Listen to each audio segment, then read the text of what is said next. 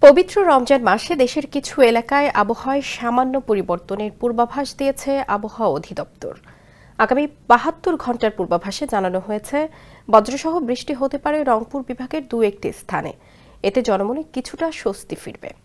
শনিবার আবহাওয়াবিদ AKM নাজমুল হক স্বাক্ষরিত পূর্বাভাসে এই তথ্য জানানো হয়। আবহাওয়া অধিদপ্তরের পূর্বাভাসে আরও জানানো হয়েছে, আগামী ৫ দিনের শেষের দিকে দেশের উত্তর পূর্বাঞ্চলে বজ্রসহ বৃষ্টির সম্ভাবনা রয়েছে। তবে সারা দেশে দিন ও রাতের তাপমাত্রা কিছুটা বাড়তে পারে, তাই জনসাধারণকে সতর্ক থাকতে পরামর্শ দেওয়া হয়েছে। বিশেষ করে রোদে বেশি সময় অবস্থান না করা এবং ইফতারের পর সেহরির আগ পর্যন্ত পানি পান করার পরামর্শ দিয়েছেন বিশেষজ্ঞরা।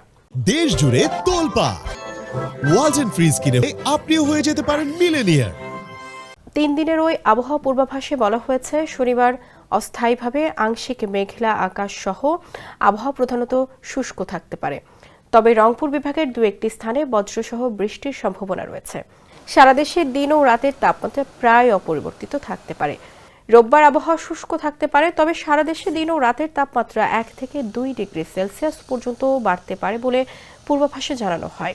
আর সোমবার আংশিক মেঘলা আকাশ সহ সারা দেশের আবহাওয়া শুষ্ক থাকতে পারে এবং তাপমাত্রা আরও বাড়তে পারে বলে পূর্বাভাসে জানানো হয়েছে।